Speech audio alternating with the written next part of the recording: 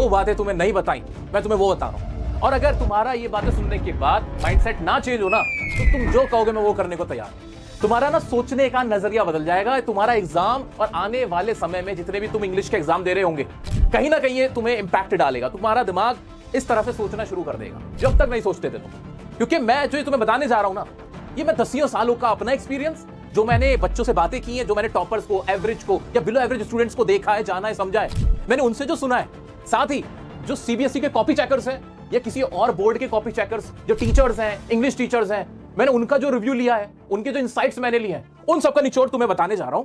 ये बात तुम्हें पता होनी चाहिए। इसलिए एक बार फिर से कह रहा हूं, ये कोई आम वीडियो नहीं है, कोई रैंडम वीडियो नहीं है। अगर मैं कहूं इस वक्त तुम्हारे इंग्लिश के एग्जाम से रिलेटेड जो सबसे इंपॉर्टेंट वीडियो है ना, वो यही है, वो यही है। मैं तुम्हें कुछ बताऊं उससे पहले तुम्हें कमेंट में इतना जरूर लिखना है कि I will score 80 out of 80। ये तुम्हें लिखना है खुद के लिए, खुद को बताने के लिए। अब क्या मैं तुम्हें बताना चाह रहा हूं, मैं तुमसे कह रहा हूं सिर्फ 3 चीजें हैं जिससे इंग्लिश में ना 80 में से 80 नंबर बहुत पॉसिबल है। सर ऐसे रैंडमली कैसे बोल देते हो कि इंग्लिश में 80 से 80? थियोरी है, इंग्लिश है, लैंग्वेज है, ऐसे नंबर थोड़ी आ जाएंगे। आ जाएंगे। आज मैं उसके पीछे की वजह तुम्हें बताने जा रहा हूं। इंग्लिश का पेपर 80 नंबर का किस तरह से बनता है, कभी तुमने सोचा? उसमें 9 to 12 40 नंबर की ना तुम्हारी पता क्या होती है? 40 नंबर की तुम्हारी लिटरेचर होती है। 40 नंबर की लिटरेचर होती है। 40 नंबर। अच्छा, लिटरेचर का मतलब? भाई लिटरेचर का मतलब उसमें जो चैप्टर्स होते हैं उनकी स्टोरीज से रिलेटेड क्वेश्चंस होते हैं, एक्सट्रैक्ट बेस्ड क्वेश्चंस होते हैं, पोयम के क्वेश्चंस होते हैं, पोयम बेस्ड क्वेश्चंस होते हैं। तो क्या कोई तुमसे ये कहता है कि जरा बोलकर दिखाओ इंग्लिश को? हाँ, क्या एग्जाम में तुमसे ऐसा बोला जाता है कि तुम्हें बोल के दिखाना होगा? नहीं नहीं, कोई नहीं सुन रहा। क्या तुमसे ये कहा जाता है कि बताओ इस चैप्टर के 50 कोई इंपॉर्टेंट वर्ड जो इस चैप्टर में थे, जो हाईलाइट हुए थे, जो नए थे, वो बताने? नहीं, ऐसा भी कुछ नहीं होता, ऐसा भी नहीं होता। क्या तुमसे ऐसा कहा जाता है कि बताओ तुम्हारा एक्सेंट कैसा है? ये पूछा जाता है तुमसे? नहीं, तुम्हें ना वहां बोलना है, ना तुम्हें अपना एक्सेंट दिखाना है, ना तुम्हें कोई वहां पे इंग्लिश के इंपॉर्टेंट वर्ड्स लिखने उस चैप्टर से, ऐसा कुछ भी नहीं होता। फिर होता क्या है? तुमसे कुछ सवाल पूछे गए होता है और तुमसे कहा जाता है इसका आंसर दे। तो तुमने आंसर कहां से लिखा, कितना लिखा, क्या तुमने पहले से रटा हुआ था, क्या कुछ लाइन तुमने पहले से याद कर रखी थी, वो लिख कर आए, नहीं लिख के आए, किसी को कोई फर्क पड़ता है? नहीं। बस एक बार अगर तुमने वो 4, 5, 6 लाइन्स लिख दी, तो सामने वाला जो एग्जामिनर है, जो कॉपी चेकर है, वो क्या सोच रहा है? इसको आता है, क्योंकि वो तुम्हारी शक्ल नहीं जानता है। तुमने एक बार कोई लॉन्ग आंसर याद किया था, बहुत अच्छे से याद कर लिया, और फिर तुम लिख के अगर आ गए एग्जाम में, तुम्हें नंबर मिल जाएंगे। सीधी सी बात है, सीधी सी बात है कि अगर कोई 4 नंबर का क्वेश्चन था, उसका आंसर में तुमने पहले से जो तुम्हें लाइन याद थी, पहले से तुमने प्रैक्टिस कर रखी थी, लाइन याद कर ली थी, बिल्कुल रट गया था तुम्हारे दिमाग में, छप गया था तुम्हारे दिमाग में, अगर तुमने ऐसा कर लिया था तो 4 में से 4 नंबर वो दे देगा, इररिस्पेक्टिव ऑफ कि तुमने 9th में क्या स्कोर किया था, तुमने 10th में, तुम्हारी पिछली क्लासेस में क्या नंबर थे, कितनी तुम्हें इंग्लिश आती है, तुम्हें कितने ग्रामर के रूल्स, ये सब थोड़ी कोई चेक करता है, बिल्कुल चेक नहीं करता। किसी को क्या मालूम कि तुमने वो पहले से याद किया हुआ था? मानते हो मेरी इस बात पे? सच्ची सच्ची सच्ची बताओ। ऐसा ही तो होता है, ऐसा ही तो होता है। इसीलिए तुम देखते हो कि कुछ बच्चे जिनकी इंग्लिश तुमसे कम होती है, तुम्हारे ही साथी, तुमसे 5-10 नंबर ज्यादा लाते हैं। तुम्हारी इंग्लिश उनसे बहुत अच्छी है, तुम इंग्लिश बहुत अच्छी बोल भी लेते हो, तुम्हारा प्रोनाउंसिएशन भी अच्छा है, तुम्हारा एक्सेंट भी उनसे बेटर है, तुम्हारी वोकैब भी उनसे बेटर है, तुम्हारे नहीं आ रहे। ऐसा हुआ है तुम्हारे साथ? हुआ हो, या फिर तुम क्लास के किसी और बच्चों को देखो, उनके साथ ऐसा होता होगा। हो सकता है कि अमित के नंबर कम आते हो जबकि उसकी इंग्लिश अच्छी है, लेकिन यार सुमित के नंबर ज्यादा आ जाते हैं। ऐसा क्यों होता है जबकि उसकी इंग्लिश तो कमजोर है? रीजन यही होता है। एग्जामिनर जो 40 नंबर की लिटरेचर तुमसे पूछ रहा है, उसमें जो क्वेश्चन के तुमने आंसर लिखने जो कि तुमने पहले से याद किया, वो गल के आ जाओगे तो भी नंबर मिल जाएंगे। कोई नहीं देख रहा तुम्हारा कि तुम्हें कितनी इंग्लिश आती थी, कितने ग्रामर के रूल्स लर्न करे थे। मानते हो? पहली चीज। दूसरी चीज, इसके अंदर और क्या होता है? लिटरेचर में और क्या सवाल पूछे जाते हैं भाई? शॉर्ट आंसर पूछे जाते हैं, है ना, लॉन्ग आंसर पूछे जाते हैं, और पोएम से सवाल पूछे जाते हैं। किससे? पोएम से, कविताओं से। पोएम से सवाल कैसे पूछे जाते हैं? पोएम से सवाल कैसे पूछे जाते हैं? एक्सट्रैक्ट बेस्ड क्वेश्चंस आते हैं, यानी स्टैंजा दे देगा और फिर सवाल के जवाब देने होंगे। और वो एक्सट्रैक्ट बेस्ड क्वेश्चन का जो आंसर होता है, वो कितना बड़ा लिखना होता है तुम्हें? क्या तुम्हें पूरा अपनी इंग्लिश का ट्रांसलेशन करना होता है इतना बड़ा? नहीं। इनफैक्ट 1-2 लाइन का आंसर होता है। फिलअप्स होते हैं। फिलअप्स तो ऐसे हो जाते हैं कि अगर तुम्हें उस पोएम की एक्सप्लेनेशन पता है कि उसमें क्या पूछा गया था, किस बारे में बात हुई थी, तो तुम इनके आराम से आंसर कर सकते हो। एमसीक्यू बेस्ड आ जाते हैं पोएम्स के क्वेश्चंस, आते हैं कि नहीं? मानते हो? यानी पोएम के भी जो सवाल आते हैं, चाहे वो 4 नंबर का है, 5 नंबर का है, 6 नंबर का, कितने भी नंबर का है, अलग अलग क्लास में अलग अलग मार्किंग होती है ना, अलग अलग हिसाब से नंबर से पूछा जाता है, ठीक है। तो उसमें भी मुझे मेरी इंग्लिश का जलवा दिखाने की जरूरत नहीं है, एग्जाम में आग लगाने की जरूरत नहीं है। बस एक बार मुझे उसका मीनिंग पता हो, एक्सप्लेनेशन मैंने आराम से उसकी देख रखी हो कि क्या मीनिंग था इस पोएम का। अगर मुझे वो आंसर पता है तो नंबर यहां भी मैं लूट सकता हूं। मानते हो? ये तो लिटरेचर है तुम्हारी, ये है लिटरेचर तुम्हारी। कोई तुमसे आगे नहीं बोल रहा कि पूरा चैप्टर पढ़ के बताओ, या फिर बताओ उस फलाने कैरेक्टर ने तब कौन सी लाइन बोली थी, ये तुमसे पूछ रहा है। नहीं, बिल्कुल नहीं, ऐसा कुछ नहीं। अब इसके अलावा लिटरेचर में और क्या पूछा जाता है तुमसे? सर इसके अलावा चैप्टर का एक्सट्रैक्ट आ जाता है, एक्सट्रैक्ट बेस्ड क्वेश्चन होते हैं कि 1-2 पैराग्राफ होते हैं चैप्टर के, हमारी ही बुक के किसी चैप्टर के, और उसके आंसर हमें करने होते हैं। उसमें भी अगर तुम्हें चैप्टर की स्टोरी अच्छे से पता है तो आंसर ना तुम्हें सिर्फ 1-2 लाइन के तो लिखना है, इतना ही तो होता है। और कितने का, एक नंबर में कितना बड़ा लिखोगे तुम, एक नंबर में कितना बड़ा, उसमें भी एमसीक्यू वाले भी पूछ लेगा, फिलिप्स वाले भी पूछ लेगा। ठीक है ठीक है ठीक है। अब सवाल अभी तुम्हारे मन में आ रहा होगा, मैं उस पर भी आता हूं।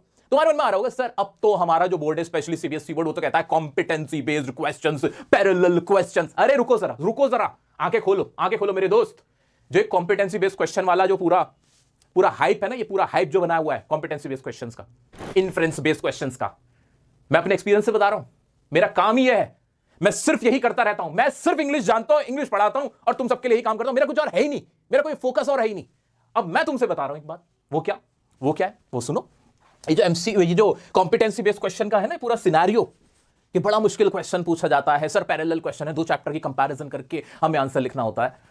जब इसकी कॉपी चेकिंग हो रही होती है ना तुम्हारी बोर्ड की, ये कॉपी चेकिंग जो हो रही होती है, कॉपी चेकिंग में अगर तुम्हारा कॉपी चेकर ढंग से नंबर देने पे आ जाए, वाकई में कॉम्पिटेंसी बेस्ड क्वेश्चन समझ के नंबर देने पे आ जाए, तो किसी को 6 में से 6 नंबर नहीं मिलने वाले।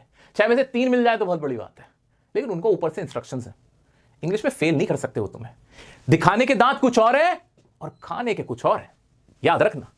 तो इसमें भी अगर तुम्हें लॉन्ग आंसर पता है दोनों चैप्टर के, तुम्हें दोनों को कंपेयर करना है बस, और कुछ नहीं। तुमने लिख दी 4 लाइन वहां से लिखी, 4 लाइन उठा के वहां से लिखी, 120 वर्ड बने, हो गया तुम्हारा काम, हो गया तुम्हारा काम। इतने में तुम्हें नंबर मिल जाते हैं फिर, वरना 6 में से 5 नंबर 4 नंबर इसमें नहीं आने चाहिए। क्यों यार, इतना घुमा के सवाल पूछ रहा है, 2 कैरेक्टर्स को कंपेयर करा रहा है, सिर्फ वही बच्चा कर सकता है भाई जिसकी नॉलेज इंग्लिश की बड़ी तगड़ी हो। लेकिन ऐसा नहीं होता। बीते साल मैंने खुद बहुत सारे बच्चों के रिजल्ट पोस्ट किए थे जो मुझसे पढ़ के गए, हमारे साथ पढ़े। बल्कि इंग्लिश तो मुझे ऐसा लगता है कि पूरे भारत में यार हम लोग सबके लिए काम कर रहे हैं, सब हमसे इंग्लिश में पढ़ रहे होते हैं, सरकारी स्कूल से लेकर प्राइवेट तक सब लोग पढ़ रहे होते हैं। कि उनके नंबर कैसे आ जाते हैं, कभी सोचा? ऐसे आ जाते हैं, क्योंकि मार्किंग भी कोई इतनी टफ नहीं होती है, बट स्मार्ट होना जरूरी है। सिर्फ किताबें ऐसे ऐसे इंग्लिश की ऐसे पढ़ने से कुछ नहीं होने वाला। सैंपल पेपर सिर्फ देखने से, क्वेश्चन बैंक देखने से कोई काम नहीं होगा। एक तुम्हें डायरेक्शन की जरूरत है, वो डायरेक्शन मैं तुम्हें दूंगा।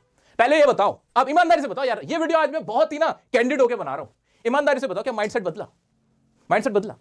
सोचने पे मजबूर हुए कि असल में यार नंबर इंग्लिश की नॉलेज के नहीं है, नंबर उसके हैं कि वो लॉन्ग आंसर क्या याद किया था, क्या वो लिख पाए, क्या पोएम की एक्सप्लेनेशन पता थी, क्या चैप्टर की स्टोरी पता थी, चाहे हिंदी में ही सही पता थी, उसके नंबर है। वो 2-3 लाइन जो इंपॉर्टेंट जो तुम्हें मैंने याद करवा रखी, क्या वो याद है? कुछ ऐसी लाइंस होती हैं, है ना, कुछ ऐसी लाइन इंपॉर्टेंट होती है उस चैप्टर की, एक बार वो याद करके उगल के आ जाओ, हो गया काम।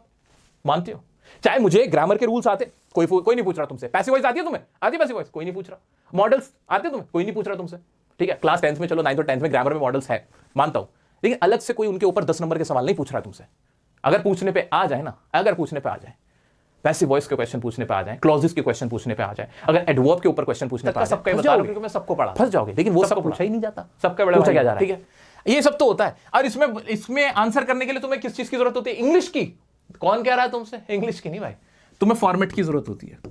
वो फॉर्मेट और गिनी चुनी वो 2, 3 से 4 लाइंस होती हैं जो रटी रटाई होती है। जैसे नोटिस लिखना है, सिंपल सी स्टार्ट ही ऐसे होगा, notice is here bye given that, ऐसे स्टार्ट होना है। लेटर लिखना है एडिटर को, लाइन ही ऐसे शुरू होगी, through the column of your esteemed newspaper I would like to, ऐसे करके तो शुरू होगा कि एड्रेस यहां आना है तो इस तरफ ही आना है, डेट यहां आनी है तो इस तरफ ही आनी है, ये लाइन शुरू करनी है तो ऐसे ही करनी है, नोटिस में बॉक्स बंद करना है तो करना ही है, डेट डालनी है तो डालनी है, ये लाइन शुरू करनी है तो करनी है। सबको पता है यार ये। इसमें क्या है? इसमें तुम्हारा इंग्लिश का टेस्ट कहां हुआ? नहीं हुआ। इसमें भी अगर तुम थोड़े से भी स्मार्ट हो, क्या तुम स्कोर नहीं कर सकते? 20 नंबर आराम से कर सकते हो, आराम से कर सकते हो, आराम से कर सकते हो। अब कुछ बच्चे बोलेंगे 9th 10th वाले थोड़ा नाराज हो सकते हो, कहेंगे सर ग्रामर भी तो आती है 10 नंबर की। कितने की आ रही है? सिर्फ 10 नंबर की ग्रामर, 10 नंबर की ग्रामर है। ग्रामर के ना सिलेक्टेड क्वेश्चंस होते हैं। जिसने मेरी वीडियो देख ली, मेरी वीडियो देख के गया ग्रामर की 1 शॉट, एग्जाम से पहले मेरे लाइव लेक्चर अटेंड करके गया, इससे बाहर कुछ नहीं आता भाई। इससे बाहर कभी ना आया, ना आ सकता, नहीं आने वाला। मैं बता रहा हूं, जो रिपोर्ट राइटिंग के क्वेश्चन आएंगे वो कौन से होते हैं मैं बता देता हूं तुम्हें पहले ही। मैं बता दूंगा कि तुम्हारे एरर डिटेक्शन के कौन से क्वेश्चन आते हैं 10th क्लास में, 9th क्लास में, मैं पहले ही बता देता हूं बच्चों को। उनको वही रटा रटा क्वेश्चन मिलता है, कुछ भी नहीं है इसमें। कितने नंबर हो गए? 40 और 20 60, 60 मार्क्स हो गए। अभी ध्यान से देखते जाओ, अग्री कर रहे हो? माइंडसेट बदल रहा है।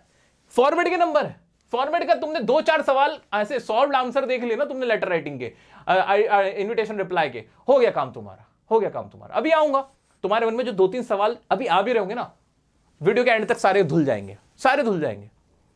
आगे बढ़ते हैं। अब क्या होगा? नेक्स्ट बचे तुम्हारे 20 नंबर, 80 हो गए ना पूरे, यहां से 20 नंबर में आता है तुम्हारा रीडिंग कॉम्प्रिहेंशन, जिसे कहते हैं आरसी, रीडिंग कॉम्प्रिहेंशन। असली जो इंग्लिश का पेपर होता है वो यही है, यही है बस असली जो इंग्लिश का टेस्ट होता है। 60 नंबर की इंग्लिश का असली में तुम्हारा कोई टेस्ट हुआ ही नहीं है, वो तुम्हारा टेस्ट ही नहीं है। और बच्चों को सबसे हार्ड कौन सा लगता है? कौन सा लगता है? बताओ जरा, कौन सा लगता है सबसे हार्ड? यही लगता है। इस टॉपिक में हालत खराब होती है, हाथ पैर फूलते हैं। मानते हो, अग्री करते हो? क्योंकि यही है इंग्लिश का टेस्ट असली। क्यों भाई? इसमें ना पैराग्राफ को समझना पड़ता है, क्वेश्चन को समझना पड़ता है, और फिर आंसर लिखने पड़ते हैं। और 20 क्वेश्चन होते हैं हमारे, 2 पैसेज होते हैं, ज्यादातर का बता रहा हूं। 11th वालों का थोड़ा अलग हो सकता है, 12th वालों को थोड़ा अलग हो सकता है, बट मोटा माटी तो 2 पैसेज आते हैं, मोटा माटी तो 2 पैसेजेस आते हैं, और वो हिला के फेंक देते हैं। उसी में बच्चा फंसता है, बस उसी में फंसता है, क्योंकि असली तो इंग्लिश का टेस्ट वहीं हो रहा है। बाकी 60 नंबर में कोई इंग्लिश का टेस्ट नहीं है। जरा सा स्मार्टली तुम अगर चल गए, और मैं बताऊंगा, मैं तुम्हें स्मार्ट भी बनाने वाला हूं, अभी बताऊंगा कैसे तुम्हें प्रिपेयर करना खुद को। तो जरा सा स्मार्टली तुम चल गए तो तुम आग लगा सकते हो इंग्लिश के पेपर में। चलो, अब ये तो मैंने तुम्हारा माइंडसेट बनाया, तुम्हें सच से रूबरू कराया। अब मैं तुम्हें बताने वाला हूं कि तुम्हें करना क्या है। वो 3, सिर्फ 3 मैजिकल स्टेप्स क्या है इंग्लिश को एक्सेल करने के लिए, कि 80 में से 80 सच में यार पॉसिबल लगेगा। आओ मैं बता, सिर्फ 3 ऐसी चीजें बता रहा हूं जिसने ये कर ली उसको फिर इंग्लिश बहुत हलवा लगने लगेगी। वो क्या? सबसे पहला काम तो ये करना है तुम्हें कि हर चैप्टर के, इंग्लिश के जितने भी चैप्टर हैं, तुम्हारी 2 किताबें सबों की, सभी लोगों की 2-2 किताब है। 2-2 किताबों में कम से कम 20-20 चैप्टर्स हैं। 20 चैप्टर 40 नंबर के कवर होते हैं, उसमें पोएम्स भी मैं मिला के बात करूंगा अगर तो उन 40 को अटैक करना है, और वो कवर करना बहुत आसान काम है। उनका क्या याद करना है तुम्हें? अपने जितने भी चैप्टर्स हैं उनका एक बड़ा लॉन्ग आंसर तुम्हें याद हुआ होना चाहिए। बढ़िया से घोट के याद करो, और उसी लॉन्ग आंसर में कीवर्ड्स अपने आप ही आ रहे होंगे, अपने आप ही आ रहे होंगे। तो तुम्हें कीवर्ड्स की कोई ज्यादा टेंशन लेने की जरूरत नहीं है। वो लॉन्ग आंसर, और एक छोटी सी चीज इसी के अंदर मैं ऐड कर रहा हूं, लॉन्ग आंसर के साथ ही एक होती है की लाइंस, यानी कुछ ऐसी लाइन जो कि तुम्हें मस्ट है, याद होनी चाहिए। 1-2 लाइन ऐसी होनी चाहिए जो तुम्हें लिखनी है, याद होनी चाहिए। और इसी में मैं कीवर्ड ऐड कर रहा हूं। ठीक है, कीवर्ड्स उस लॉन्ग आंसर में अपने आप ही कवर हो जाते हैं, अपने आप ही। अगर कोई समझदार आदमी होगा तो वो उसी लॉन्ग आंसर में, उसी समरी में कीवर्ड्स डाल देगा। ठीक है, मेरे जैसा अगर कोई होगा तो। अब मैंने तुम्हारे लिए क्या किया, इसके लिए क्या करें सर? समरी तो इतनी बड़ी बड़ी होती है, उसका क्या करें? मैंने तुम्हारे लिए ज्यादातर जितने भी बच्चे 9 to 12 तक का तो मैं कह ही सकता हूं, मैंने तुम लोगों के लिए हर चैप्टर का एक अलग से लॉन्ग आंसर बना के दे रखा है। कहां दे रखा है सर? चैनल पे जाइए आप, ये रहा डियर सर चैनल, आपको मेरा बच्चा इस पे जाना है, और यहां पे आपको वीडियोस में, यहां पे प्लेलिस्ट के अंदर हर जगह प्लेलिस्ट में सारे चैप्टर्स की पूरी रिवीजन है। 11th की ये रही, 12th की ये रही, 10th की ये रही, क्लास 10th की इंग्लिश की फर्स्ट स्लाइड जैसे ये है, और इसमें तुम्हें सब कुछ मिल जाएगा। जैसे ये सब कुछ इसमें तुम्हें यही मिल जाएगा, कोई दिक्कत वाली बात नहीं है। ये सारे वीडियोस वगैरह तुम्हें यहीं पे मिल जाएंगे फिर। ठीक है, तो हर चैप्टर की अलग अलग सेपरेट भी वीडियो, साथ में एक और इंपॉर्टेंट चीज जो मैंने तुम्हारे लिए कर रखी है वो सुन लो। अभी रिसेंटली तुम्हारे प्री बोर्ड हुए हैं, 10th और 12th वालों, खासतौर से तुम सुन लो। मैंने तुम्हारे लिए 5 टाइम्स रिवीजन प्लान बना रखा है। हाँ, बना रखा है सर। क्या है ये 5 टाइम्स रिवीजन प्लान सर? कि एग्जाम से पहले मैं तुम्हारी कम से कम 5 रिवीजन करा दूंगा। मैंने एक ऐसा प्लान तुम्हारे लिए लेके आया हूं जिसमें मैं पहले रिवीजन कंप्लीट करा चुका हूं। उसमें क्या क्या करवा दिया मैंने, ये देखो ना, 1 शॉट्स, ये रहे 5 टाइम्स रिवीजन प्लान, ये रहा क्लास 10th का 25-26 का, 5 times revision plan class 12th का 25-26 का, इस सेशन का, ये मैंने तुम्हारे लिए बना रखा है, जिसमें पहले रिवीजन तुम्हारी दोनों बुक कंप्लीट करा दी, पोएम कंप्लीट करा दी, बात खत्म। प्री बोर्ड बच्चों का शानदार गया। अभी एक ही रिवीजन कराई है, तब ये हाल है, तुम्हें कुछ अलग से करने की जरूरत नहीं है। ठीक है, उसी में मैंने पीडीएफ्स भी दे रखी हैं, सारे लॉन्ग आंसर तुम्हें वहीं मिल जाएंगे, कोई टेंशन वाली बात नहीं। तो ये लॉन्ग आंसर, ये कीवर्ड्स, ये की लाइंस, मैंने सब उसमें कवर करा दिए। जिसने मेरा वो वीडियो देख लिया उसको ये लॉन्ग आंसर अपने आप ही याद हो जाएगा। नहीं आती इंग्लिश, कोई बात नहीं, ग्रामर नहीं आती, कोई बात नहीं सर, इंग्लिश में हाथ तंग है, कोई बात नहीं सर, गांव से हूं, हिंदी मीडियम से हूं, शहर से हूं, कहीं से भी हो यार, बिहार, यूपी, बंगाल, राजस्थान, कहीं से भी हो तुम, भाई तुम्हारा जो इंग्लिश का पेपर है उसमें तो नंबर लाना आसान है यार, ऐसे ही नंबर आ जाते हैं, मानते हो? चलो आगे बढ़ते हैं। और क्या करना पड़ेगा सर? स्टेप नंबर 2, जो कि बहुत इंपॉर्टेंट है। स्टेप नंबर 2 मेरा बच्चा, तुम्हें पता होना चाहिए कि how to frame your answer, यानी अपना आंसर लिखना कैसे। जैसे कि मैं बात करूं अगर राइटिंग सेक्शन आता है, लेटर राइटिंग, उसी में ना एक एनालिटिकल पैराग्राफ लिखना होता है, आर्टिकल लिखना होता है, रिपोर्ट लिखनी होती है, वहां सर फंस जाते हैं। वहां तो इंग्लिश बनानी पड़ती है, कैसे बनाए उसकी भी ट्रिक होती है, पता है तुम्हें? उसकी ट्रिक ये होती है कि कुछ ना फ्रेजेस होते हैं, कुछ कॉमन लाइंस होती हैं जो स्टार्टिंग में डाली जाती हैं, जो बीच में डाली जाती है, जो लास्ट में डाली जाती है, तड़का लगाया जाता है। कुछ ऐसे वर्ड्स होते हैं, उनका कॉम्बिनेशन होता है जो यूज करके लिखा जाता है। वो जो एनालिटिकल पैराग्राफ बहुत मुश्किल लग रहा था, बहुत आसान लगेगा फिर। वो जो तुम्हें रिपोर्ट राइटिंग मुश्किल लग रही थी, आसान लगेगी फिर। वो सब कुछ फिर इजी लगने लगता है। जितने भी लोग लिखते हैं ना, वो इसी ट्रिक से लिखते हैं भाई। वो ट्रिक सर कोई बता दो हमें, बता दो। बता रखी है मैंने बता रखी है। ऐसे ही आंसर लिखना कैसे, कितना बड़ा लिखना है, कहां रुकना है, कहां नहीं, शुरुआत कैसे करनी है, थोड़ी बहुत इंग्लिश की लाइन बनानी पड़ेगी सर। वो बनाऊं कैसे? थोड़ी बहुत तो बनानी पड़ेंगी ना मुझे सर। लेटर राइटिंग में भी एक दो लाइन तो अपनी तरफ से बनानी पड़ेंगे, उसके लिए थोड़ी बहुत तो ग्रामर की जरूरत पड़ती है भाई, पड़ती है। I agree with you. वो थोड़ी बहुत कितनी, ग्रामर तो बहुत सारी है। उसका क्या करें सर? उसका मैंने क्या किया हुआ है, इन सब सवालों का जवाब है टॉनिक सीरीज। टॉनिक सीरीज क्या है सर? ये क्या बला है सर? ये क्या कोई पेड कोर्स है? क्या कोई कोर्स देने वाले हो? ये सब नहीं करता मैं। सीधी सी बात है मेरा बच्चा, मैंने तुम्हारे लिए एक बड़े भाई के तौर पे पहले से ही तैयारी कर रखी है। ये रही टॉनिक सीरीज। कितनी वीडियोस दिख रही है उसमें? सिर्फ 4 वीडियोस दिख रही हैं, एक दो अभी ऐड करूंगा, अपडेट करूंगा तुम्हें इसके साथ भी। टॉनिक सीरीज में क्या बताया सर आपने? भाई तुम्हारे बड़े भाई ने ये बताया कि आंसर लिखना कैसे है। थोड़ी बहुत वो जो ग्रामर है वो सिखा दी, जिससे सेंटेंस बन जाते हैं। जिससे नहीं लिखना आता, जिसको आंसर लिखते हुए डर लगता है, अच्छा आंसर नहीं लिख पाता, नंबर कम रह जाते हैं, चैप्टर की स्टोरी पता होती है, उन सब का सॉल्यूशन है ये टॉनिक सीरीज। एग्जाम से पहले टाइम निकाल के 2x पे देखना मैंडेटरी है, बटिए चाहे 2x पे ही देखना, ये मैंडेटरी है, ये देख लेना बस। दूसरा स्टेप ये था, बस दूसरी चीज ये थी। तीसरी चीज क्या है? सर 2 चीज बताई हैं, पीछे मत हटना इनसे। मेरा ये लॉन्ग आंसर तुम्हें याद होना चाहिए। 5 टाइम्स रिवीजन प्लान में मैं इसको याद करवा दूंगा तुम्हें। वो जो घोल के पिला देने वाली बात होती है ना, सर रट जाए, दिमाग में चला जाए, तुम्हें याद हो जाएगा। जो पुराने स्टूडेंट अपने सीनियर से पूछो, जिन्होंने मेरे से पढ़ा हुआ है, उन्हें सब याद रह जाएगा, उन्हें सब याद रह जाता है। दूसरी चीज थी भाई, टॉनिक सीरीज देख के थोड़ी बहुत ग्रामर वाली वो जो चीजें, 1-2 लाइन जो बनानी होती हैं, कैसे आंसर को शुरू करना है, कैसे उसको एंड करना है, ये पता लग जाएगा। तीसरा जो सबसे इंपॉर्टेंट में से एक है, last but not the least, भाई पता ही नहीं सर आंसर लिखना कब है, शुरू कब करना है, एंड कब करना है, वो ही नहीं समझ आता। Time management. एग्जाम में पेपर ही छूट जाता है, सर पेपर लेंथी आया था। ओ भाई लेंथी पेपर नहीं था, तुम्हारी टाइम मैनेजमेंट स्किल में कमी रह गई थी। पता ही नहीं कि आंसर कितना बड़ा, कहां रुकना है, कहां नहीं रुकना, वो तुम्हें आना चाहिए। वो कैसे आएगा सर? वो कैसे आएगा? क्या एग्जाम से पहले तुम एक एग्जाम दे के बैठे हो अपना, बिल्कुल एग्जाम जैसी कंडीशन में? नहीं सर, टाइम ही नहीं मिल,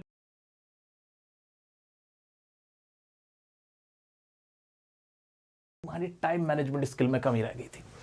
पता ही नहीं कि आंसर कितना बड़ा, कहां रुकना है, कहां नहीं रुकना, वो तुम्हें आना चाहिए। वो कैसे आएगा सर? वो कैसे आएगा? क्या एग्जाम से पहले तुम एक एग्जाम दे के बैठे हो अपना, बिल्कुल एग्जाम जैसी कंडीशन में? नहीं सर, टाइम ही नहीं मिल पाता, हिम्मत ही नहीं हो पाती, कर ही नहीं पाता, कोई बताने वाला नहीं। जिंदा हूं अभी, मैं जिंदा हूं। तुम्हारे एग्जाम से पहले ऑल ओवर इंडिया लेवल पर मैं डियर सर का इंग्लिश एग्जाम कंडक्ट कराऊंगा, हर क्लास का। मैं ऐसा सोच रहा हूं, मेरे को तुम्हारा सपोर्ट चाहिए। अगर इस वीडियो में कमेंट्स की लाइन लग जाएगी ना, डियर सर इंग्लिश पेपर, अगर ऐसी लाइन लगेगी, मुझे लगेगा कि वाकई में यार तूफान लेके आए हैं, ये इनको चाहिए, मैं हाथ पैर मारूंगा। क्योंकि मैं साफ साफ बता देता हूं तुमसे, मैंने किसी से फंडिंग नहीं ले रखी है, मेरे पास किसी का पैसा नहीं है, कोई किसी का 1 रुपया उधार नहीं ले रखा है, कुछ नहीं है। जितना भी कुछ कर पा रहा हूं फ्री में ही कर पा रहा हूं। इकलौता हमारा चैनल ऐसा है। इतना बड़े लेवल पे तुम सब बोलते रहते हो, लोग बोलते रहते हैं पेड कोर्स, मैं कुछ नहीं लाता हूं, क्योंकि मेरा कनेक्शन तुमसे सीधा सीधा, ठीक है? तो अगर मैं कुछ करूंगा तो बहुत एफर्ट मार के करूंगा, क्योंकि हर चीज में खर्चा होता है। तो अगर वाकई में अगर तुम चाहते हो कि एक इस तरह का ऑल ओवर इंडिया लेवल पे एक इंग्लिश का exam, dear sir English exam हो, तुम्हारा सेम टाइमिंग पे सब लोगों को बैठा के लूं, तो कमेंट से आग लग जानी चाहिए। इस वीडियो को शेयर करके ना आगे तक जितना पहुंचा सकते हो पहुंचाना, ताकि सब लोग आके कहें, ताकि मुझे लगे कि हाँ यार मेरे छोटे बहन भाइयों को जरूरत है। ठीक है, ये काम तुम्हारे ऊपर है, ये तुम्हारी चॉइस है। लेकिन टाइम मैनेजमेंट, भाई पेपर पूरा ही नहीं करोगे तो नंबर पूरे कहां से मिलेंगे, याद रख लेना। और वैसे भी एग्जाम से पहले भी मैं तुम्हें इसके ऊपर ट्रिक बताऊंगा, पेपर शुरू कहां से करना है, कितना समय किस चैप्टर को देना है, कितना समय किस टॉपिक को देना है वो सब मैं तुम्हारा बड़ा भाई होके बता दूंगा, उसकी टेंशन भी छोड़ दो तुम। अब तुम्हें बस इतना याद रखना है कि सर ये 3 चीजें क्या तुमने चेकलिस्ट में डन कर ली? जिसने ये कर लिया अब उसको इंग्लिश आती है नहीं आती, ग्रामर आती है नहीं आती, फर्क नहीं पड़ता। उसका पास्ट क्या था, इंग्लिश में फेल होके आया था तो भी 80 में से 80 ला सकता है। मैं बहुत जिम्मेदारी से ये बात कह रहा हूं। अगर किसी ने ऐसा लिखा एग्जाम में कि Lencho was a hard working farmer, अगर किसी ने ये बात लिखी, 9th में फेल था वो बच्चा, 10th में ये लाइन लिख दी उसने, तुम बता दो ईमानदारी से क्या नंबर नहीं मिलेंगे इस बात पे? इस लाइन के नंबर नहीं है क्या? क्या लेंचो वाकई में हार्ड वर्किंग फार्मर नहीं था? भाई चाहे बच्चे ने रट के आके लिखी, चाहे उसने याद किया होता पहले से बट उगल के आ गया, नंबर तो मिलेंगे, ऑफ कोर्स मिलेंगे। ग्रामर में जो 10 नंबर की ग्रामर मैंने क्वेश्चन बताए थे, बच्चे ने अच्छे से वही समझे वही करे और एग्जाम में वही आए, वो आंसर लिख के आ गया। यहां पे दा की गलती है, यहां पे एन की गलती है, यहां पे वर्ब की फॉर्म की गलती है, उसने लगा के आ गया। रिपोर्टेड स्पीच का क्वेश्चन जो मैंने उसे कराया, मैंने कहा भाई ऐसे नहीं ऐसे होता था, इसको ऐसे कर दियो तू, इसमें दैट लगा के आगे ऐसे ऐसे पास्ट में बदलना है इसको। अगर मैंने उसको ये ट्रिक बता दी, अगर वो करके आ गया, कौन पूछ रहा है आके कि पहले कितनी इंग्लिश आती थी? कोई नहीं पूछता। नंबर मिल गए तुम्हें, बात खत्म होगी ना। बहुत सारे बच्चे मैं देखता हूं डीयू में मिलते हैं मेरे को, जिनकी इंग्लिश बहुत खराब होती है। मैं कहता हूं यार डीयू में कैसे आ गए तुम, सीयूटी में इतना अच्छा कैसे कर दिया? वो ऐसे ही कर दिया। इंग्लिश बोलना, इंग्लिश में बातें करना अलग चीज है, एग्जाम में सही आंसर लिखना बहुत अलग चीज है। आ जाते मेरा बच्चा, चलो ये 3 चीजें तुम्हें करनी है, मैंडेटरी तुम्हारे लिए। अब सवाल उठता है, एक छोटा सा सवाल उठता है यहाँ पे भी, सर वो 20 नंबर का ये पैसेज ये कहां से होगा? इसका भी तो बताओ। असली इंग्लिश का टेस्ट आप कह रहे हो यही है? हाँ भाई साहब सुनो, वो जो टॉनिक सीरीज है ना, वो जो टॉनिक सीरीज है, वो करने के बाद तुम ये करने लायक हो जाओगे। इसके लिए अलग से कोई प्रिपरेशन करने की जरूरत नहीं। इसका सीधा सा फंडा है कि भाई जितनी तुम इंग्लिश सीखोगे, जितनी वोकैबुलरी तुम्हारी बढ़िया होगी, वोकैबुलरी इसकी की है, उतना बढ़िया तुम इसमें परफॉर्म कर पाओगे। वोकैब कहां से कराओगे सर? टॉनिक सीरीज में मैंने कहा 1-2 वीडियो और आएंगी, वो इसी की आएंगी।